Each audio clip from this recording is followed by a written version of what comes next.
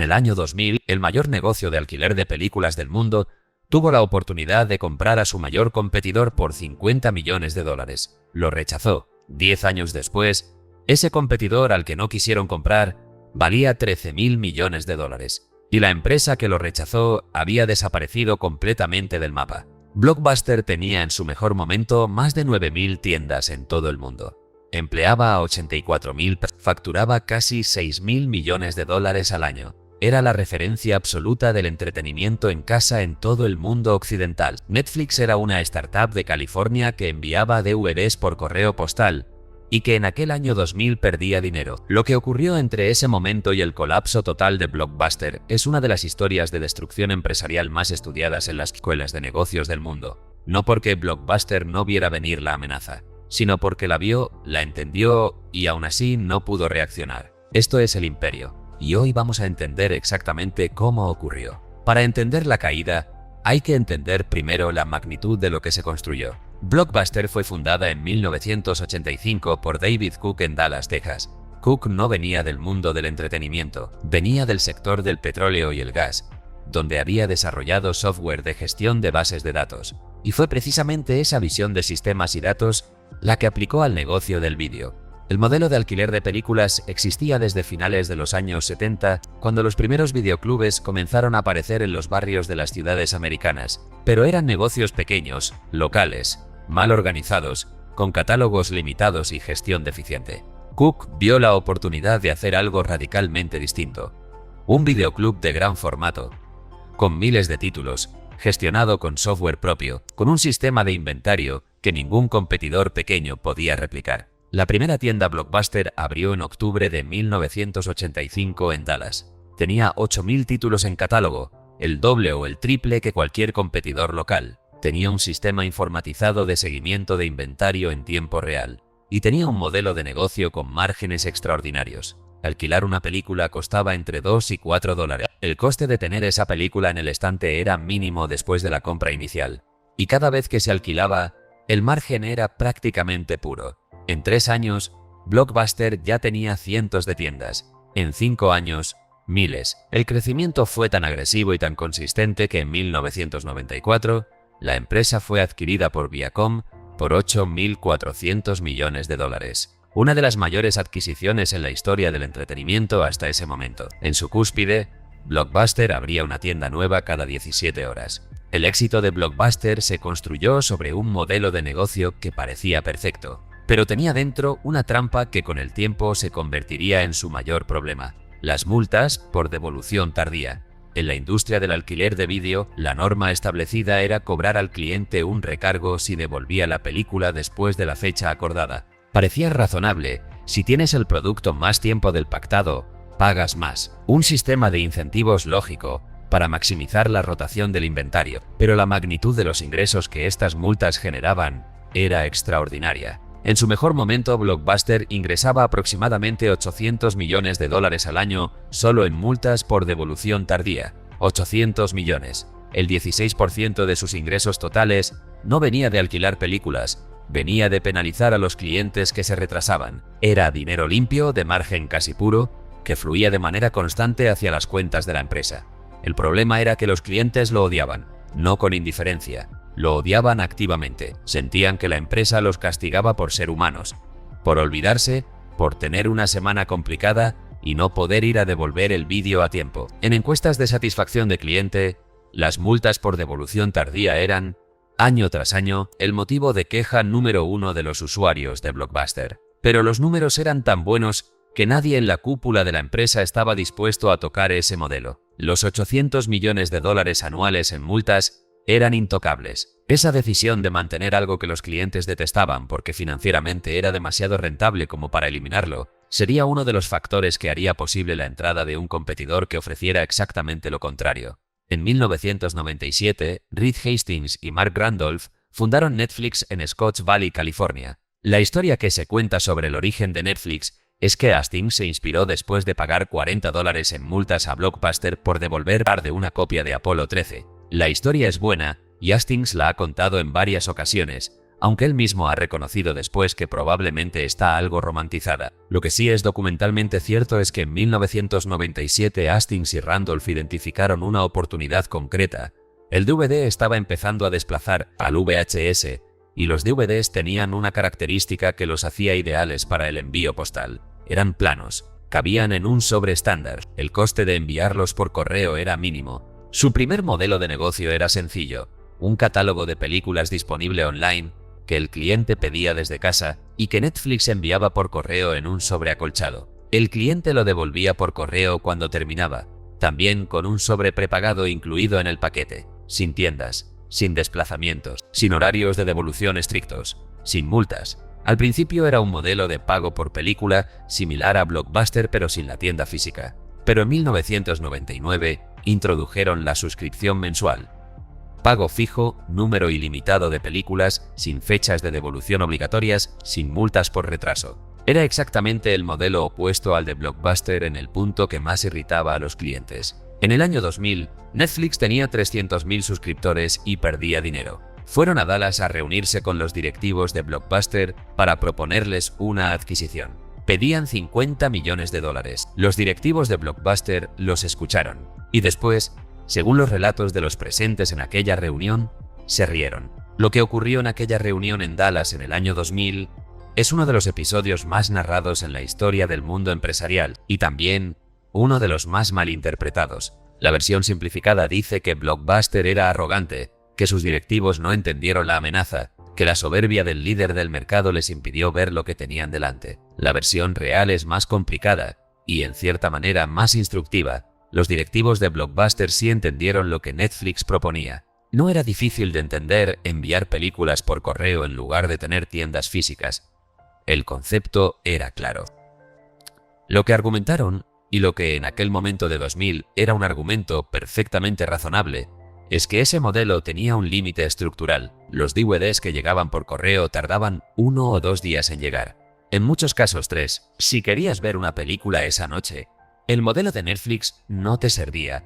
Tenías que ir a Blockbuster. La tienda física tenía una ventaja de inmediatez que el envío postal no podía replicar. Y mientras eso fuera así, Blockbuster seguiría siendo relevante para el cliente que quería entretenimiento en el momento, no al día siguiente. El argumento era correcto. En el año 2, lo que los directivos de Blockbuster no incorporaron en su análisis es que aquella ventaja de inmediatez no era permanente. Era una ventaja tecnológica atada al estado de la infraestructura de telecomunicaciones de ese momento. Y la infraestructura de telecomunicaciones estaba cambiando. En 2000, el ancho de banda doméstico medio en Estados Unidos no permitía transmitir vídeo de calidad decente. La banda ancha apenas comenzaba a extenderse.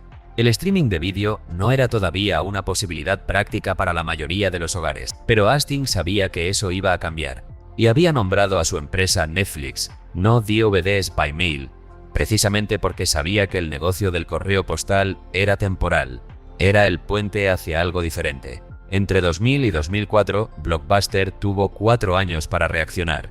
No es que no hiciera nada. Hizo cosas, pero las hizo tarde. Las hizo mal y las deshizo antes de que dieran resultado. En 2004, bajo la dirección del nuevo CEO John Antioco, Blockbuster lanzó Blockbuster Online, su propia versión del modelo de suscripción de Netflix, con envío de DVDs por correo. Era una respuesta directa y técnicamente competitiva.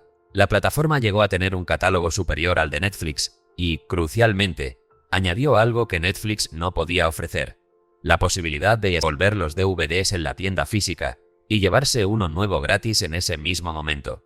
Era una ventaja competitiva real, la integración entre el canal online y el canal físico que ningún competidor puro de Internet podía replicar.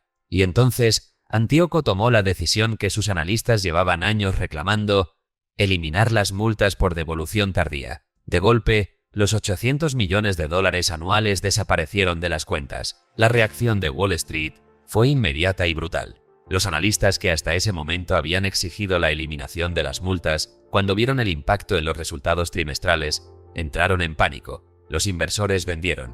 El precio de la acción colapsó y en ese momento apareció Carl Icahn. Carl Icahn era en 2004 lo que sigue siendo hoy, uno de los inversores activistas más agresivos de Wall Street. Su especialidad era tomar posiciones importantes en empresas que consideraban mal gestionadas, presionar públicamente a los consejos de administración para hacer cambios y extraer valor a corto plazo, aunque eso dañara a la empresa a largo plazo. Compró una participación significativa en Blockbuster y comenzó una campaña activa para reemplazar a Antioco como CEO. Sus argumentos eran financieramente comprensibles. Antioco había eliminado 800 millones en ingresos anuales, había lanzado una plataforma online costosa, y los resultados trimestrales eran malos. Desde la perspectiva de los resultados a corto plazo, Antioco estaba destruyendo valor. Lo que Icahn no podía ver o no quería ver es que Antioco estaba ejecutando exactamente la estrategia correcta para salvar a Blockbuster a largo plazo. La transición al modelo online era dolorosa. Sí, los números a corto plazo eran malos. Sí, pero Blockbuster Online estaba ganando clientes a una velocidad que empezaba a ser una amenaza real para Netflix. Netflix envió una advertencia interna a sus inversores en la que reconocía que Blockbuster Online era una competencia más seria de lo esperado. Pero Icahn ganó la batalla en el consejo. Antioco fue presionado hasta que finalmente se fue en dos y su sustituto, Jim Keyes, tomó una decisión que acabó con cualquier posibilidad de supervivencia de la empresa. Recortó la inversión en Blockbuster Online, redujo el catálogo, reintrodujo las multas por devolución tardía y anunció que el futuro de Blockbuster estaba en las tiendas físicas. El mismo año en que el iPhone salió al mercado y en que Netflix empezaba a desarrollar activamente su plataforma de streaming. Mientras Blockbuster peleaba consigo mismo, Reed Hastings llevaba años preparando la siguiente fase. Desde su fundación, Netflix había sido una empresa de envío de DVDs por correo. Era un buen negocio. Era rentable. Pero Hastings sabía que era un negocio con fecha de caducidad. Y lo había sabido desde el primer día. El nombre Netflix no era accidental. Net de Internet. Flix de Flix, el término coloquial americano para películas. Desde el primer momento, la visión de Hastings era una plataforma de distribución de contenido a través de Internet, no una empresa de logística postal. El problema en 1997, en 2000, incluso en 2004, era que la infraestructura tecnológica no permitía hacerlo de manera práctica. La banda ancha no estaba suficientemente extendida. La velocidad de conexión media no era suficiente para transmitir vídeo de calidad aceptable. Pero en 2007 eso había cambiado. La penetración de la banda ancha en los hogares americanos había crecido de manera exponencial. Las velocidades de conexión habían aumentado, la tecnología de compresión de vídeo había mejorado, y el coste de los servidores y el almacenamiento había caído drásticamente. En enero de 2007, Netflix lanzó su servicio de streaming. Al principio era un complemento gratuito para los suscriptores del plan postal. Podías ver un número limitado de horas de contenido en streaming sin coste adicional. El catálogo era pequeño, con unos 1000 títulos frente a los más de 70.000 del catálogo postal. Pero era el comienzo de algo que iba a redefinir por completo la industria del entretenimiento. En el mismo año en que Blockbuster reducía su inversión en el canal online y apostaba por las tiendas físicas, Netflix lanzaba el streaming. Hay un número que explica por qué Blockbuster no podía ganar esta guerra incluso si hubiera tomado todas las decisiones correctas. Ese número es el coste fijo de sus tiendas. En su momento álgido, Blockbuster operaba más de 9000 tiendas en todo el mundo. Cada tienda tenía un alquiler, tenía empleados, tenía inventario físico, tenía costes de mantenimiento, de electricidad, de seguros, de gestión. El coste mínimo de mantener esa red de tiendas era de varios miles de millones de dólares al año, independientemente de cuántas películas se alquilaran. Netflix, mientras tanto, operaba desde centros de distribución centralizados para el negocio postal y desde servidores para el streaming. Su estructura de costes era radicalmente diferente. Cuando un cliente dejaba de ir a Blockbuster y se suscribía a Netflix, el impacto para las dos empresas era completamente asimétrico.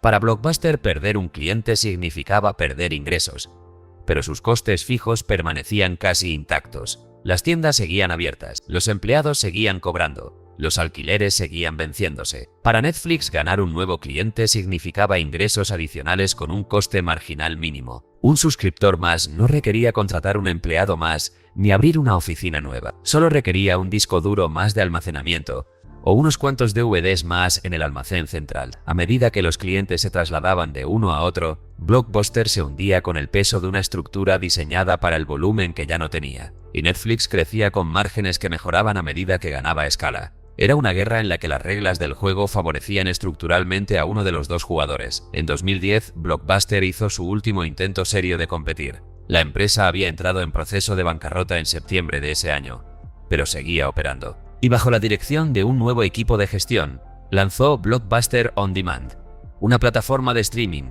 que intentaba imitar lo que Netflix ya había construido durante 3 años. El problema era que Blockbuster llegaba 3 años tarde a una carrera tecnológica en la que el líder ya había establecido una ventaja casi insalvable. Netflix en 2010 tenía 20 millones de suscriptores. Tenía acuerdos de licencia con los principales estudios. Tenía una plataforma tecnológica probada y refinada durante años. Tenía datos de comportamiento de millones de usuarios que usaba para mejorar su sistema de recomendaciones. Y tenía algo que Blockbuster ya no podía comprar: la confianza del consumidor. La marca Blockbuster estaba erosionada. Los clientes la asociaban con las multas, con las visitas obligatorias a la tienda, con los títulos que querías y estaban alquilados. Con el modelo viejo, Netflix era lo nuevo. Era cómodo. Era sin fricciones. Era sin multas. En abril de 2011, Dish Network adquirió los activos de Blockbuster en subasta por $320 millones. Una empresa que en su mejor momento había sido valorada en $8.400 millones, se vendía por menos de un 4% de esa cifra. Las últimas tiendas Blockbuster comenzaron a cerrar de manera masiva. Para 2013, solo quedaban unos pocos cientos de localizaciones en todo el mundo. Hoy queda una sola. En Bend, Oregón, hay una tienda de alquiler de vídeos que sigue abierta. Es la última tienda Blockbuster en funcionamiento en el mundo, la última de las más de 9.000 que existieron en el momento álgido de la compañía. Su propietaria se llama Sandy Harding. Lleva trabajando en esa tienda desde 1900. La conocen como la general manager de Blockbuster y ha conseguido algo que ningún analista de Wall Street hubiera predicho: convertir la tienda en un destino turístico. La gente viaja a Bend, Oregón, para hacerse fotos delante del letrero azul y amarillo de Blockbuster, para revivir la experiencia de recorrer los pasillos buscando una película, para comprar camisetas y gorras con el logo, para publicar esas fotos en Instagram con el hashtag de la última Blockbuster. La tienda tiene su propio canal de redes sociales con cientos de miles de seguidores. Ha aparecido en portadas de revistas, ha sido objeto de documentales. En 2020, durante la pandemia, Airbnb ofreció una noche de alojamiento en la tienda. Se podía dormir rodeado de las estanterías de vídeos, con una televisión enorme y palomitas incluidas. Las solicitudes colapsaron el servidor. Es la paradoja final de Blockbuster. La empresa que murió porque no supo adaptarse a la cultura digital, hoy gracias a las redes sociales y a la nostalgia que genera en la generación que creció con ella. Sandy Harding sigue alquilando películas en DVD, sigue atendiendo el mostrador y dice que no tiene ninguna intención de cerrar. La historia de Blockbuster contra Netflix se suele contar como una historia de innovación contra inercia, de una empresa joven y ágil contra una empresa vieja y rígida. Esa versión es verdadera, pero incompleta. Lo que realmente hizo diferente a Netflix no fue solo la tecnología, fue una filosofía de gestión que Reed Hastings construyó de manera deliberada y que está documentada en uno de los documentos empresariales más leídos de la historia reciente. En 2009, Netflix publicó internamente una presentación llamada Netflix Culture. Tenía 125 diapositivas y describía exactamente cómo Hastings quería que funcionara la empresa por dentro. El documento circuló más allá de Netflix y se volvió viral en el mundo empresarial. Sheryl Sandberg, entonces directora de operaciones de Facebook, dijo que era posiblemente el documento más importante que había salido de Silicon Valley. ¿Qué decía? En esencia, que Netflix no quería empleados que siguieran reglas, quería empleados que entendieran el contexto y tomaran las mejores decisiones posibles en cada momento.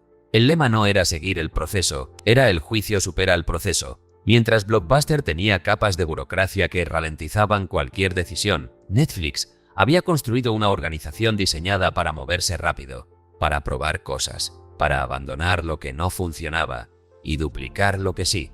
Pero había algo más que la cultura. Había una obsesión por los datos que en el mundo del entretenimiento era completamente nueva. Netflix nunca fue solo una empresa de entretenimiento. Desde el principio fue una empresa de datos que distribuía entretenimiento. Cada acción que un usuario realizaba en la plataforma generaba información. ¿Qué películas buscaba? ¿Qué veía y en qué momento pausaba? ¿Qué abandonaba a los 10 minutos? ¿Qué terminaba y a qué hora? Si volvía a ver algo que ya había visto. Si las recomendaciones que el sistema le hacía las seguía o las ignoraba. Toda esa información se acumulaba y se analizaba de manera continua. y se usaba para hacer dos cosas. La primera era mejorar el sistema de recomendaciones. El algoritmo de Netflix se perfeccionó durante años hasta convertirse en uno de los más sofisticados del mundo del entretenimiento. El objetivo era reducir el tiempo que el usuario tardaba en encontrar algo que quisiera ver. Cada minuto menos que tardaba en encontrar contenido era un minuto más de retención en la plataforma. La segunda, y esta es la que más transformó la industria, era tomar decisiones de contenido basadas en datos. Cuando en 2013 Netflix decidió producir su propia serie, House of Cards, no lo hizo como lo haría un estudio tradicional. No convocó a un grupo de ejecutivos a una sala para evaluar si la historia les parecía buena. Analizó los datos de su plataforma y encontró que había una coincidencia significativa entre los usuarios que habían visto la versión británica, original de House of Cards, los que habían visto películas de David Fincher y los que habían seguido proyectos con Kevin Spacey. La conclusión fue estadística antes de ser creativa. Una serie producida por Fincher, protagonizada por Spacey, basada en House of Cards, tenía una audiencia predefinida y medible en su propia plataforma. Invirtieron $100 millones. La serie fue un éxito global. Y Netflix comenzó la transición de plataforma de distribución a estudio de producción. Blockbuster tenía datos también, tenía registros de alquiler de millones de clientes. Pero nunca los usó de esta manera. Nunca construyó la infraestructura analítica para convertir esos datos en ventaja competitiva. Era oro que tenía enterrado y que nunca llegó a desenterrar. 2024, Netflix tenía 301 millones de suscriptores en 2009, facturaba más de $39.000 millones al año. Y su capitalización de mercado superaba los $400.000 millones. Para entender cómo llegó hasta ahí desde los 300.000 suscriptores de 2000, hay que entender que Netflix no hizo una sola apuesta, hizo varias, en secuencia, y cada una estaba preparada antes de que la anterior agotara su potencial. Primera fase, DVDs por correo. Construyó la base de suscriptores, la cultura de la suscripción mensual, la marca y los datos de comportamiento de usuario. Segunda fase, streaming. ETA a 2013. Transición gradual del envío postal al streaming digital. En 2011 separó los planes de precios de las dos modalidades, lo que generó una crisis temporal, pero aceleró la transición hacia el modelo que iba a dominar. Tercera fase, contenido original. Pasó de distribuidor a productor, invirtió en series y películas propias que solo se podían ver en Netflix, creó contenido que no podías encontrar en ninguna otra plataforma. Cuarta fase, expansión global agresiva. Lanzó el servicio simultáneamente en 130 países nuevos en un solo día, de 60 países a 190 en cuestión de horas. Cada fase financiaba la siguiente. Cada modelo de negocio tenía dentro ya construida la semilla del que lo iba a sustituir. Eso es lo que Hastings vio desde el principio y lo que los directivos de Blockbuster no pudieron ver, que el futuro del entretenimiento no estaba en tienda de la esquina, sino en la pantalla de cada hogar, sin intermediarios físicos, sin horarios, sin multas, sin límites geográficos. La historia de Blockbuster y Netflix aparece en los programas de MBA de todo el mundo. Se estudia en cursos de estrategia empresarial, de innovación, de gestión del cambio, y la lección que se extrae habitualmente es sencilla. Si no te adaptas, mueres. La innovación disruptiva llega y el que no se mueve desaparece. Pero esa versión es demasiado simple. Y simplificar esta historia es perder las lecciones que realmente importan. La primera lección real es que los ingresos que más te importa proteger son exactamente los que más te exponen. Los $800 millones en multas de Blockbuster eran su fortaleza financiera y su mayor vulnerabilidad competitiva al mismo tiempo. Protegerlos les impidió ver que ese dinero era el motivo por el que los clientes los odiaban, y que cualquiera que les diera una alternativa sin multas, los abandonaría. La segunda lección es que la ventaja competitiva basada en infraestructura física tiene una vida útil limitada en mercados donde la tecnología avanza. La tienda de la esquina era una ventaja de inmediatez en 2000. 10 años después era una carga de costes fijos insostenible. La velocidad de ese cambio era predecible para quien quisiera mirar los datos correctos. La tercera lección es la más incómoda para cualquier empresa grande. El problema de Blockbuster no era de visión, era de incentivos. Los ejecutivos que tomaron las decisiones equivocadas estaban siendo evaluados y compensados por los resultados trimestrales. Las decisiones correctas a largo plazo destruían esos resultados trimestrales. El sistema de incentivos empujaba hacia la autodestrucción, y nadie encontró la manera de romper ese ciclo a tiempo. Rich Hastings no era más inteligente que los directivos de Blockbuster.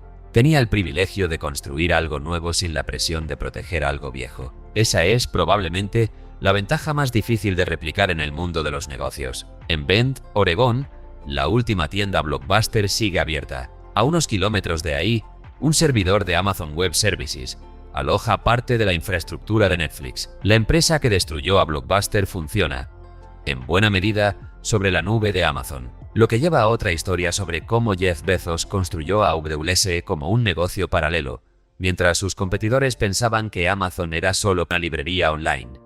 Pero eso es para otro día. Lo que queda de esta historia es lo siguiente. En el año 2000, un hombre llamado Reed Hastings fue a Dallas con una propuesta de $50 millones y se fue sin el acuerdo. En ese momento, Blockbuster era una empresa de $6.000 millones al año y Netflix era una startup que perdía dinero. 25 años después, Netflix vale 4 y de Blockbuster queda una sola tienda en Oregón que la gente visita para hacerse fotos. La diferencia entre los dos no fue la suerte, no fue el momento, no fue ni siquiera la tecnología, fue la disposición de uno de ellos a destruir su propio modelo de negocio antes de que lo destruyera alguien desde fuera. Eso es el imperio. La semana que viene, la historia de otra empresa que lo tuvo todo, lo perdió todo y volvió de entre los muertos. Apple, cuando estaba a 90 días de la quiebra, y un solo hombre cambió el rumbo de la empresa más valiosa de la historia. No te la pierdas.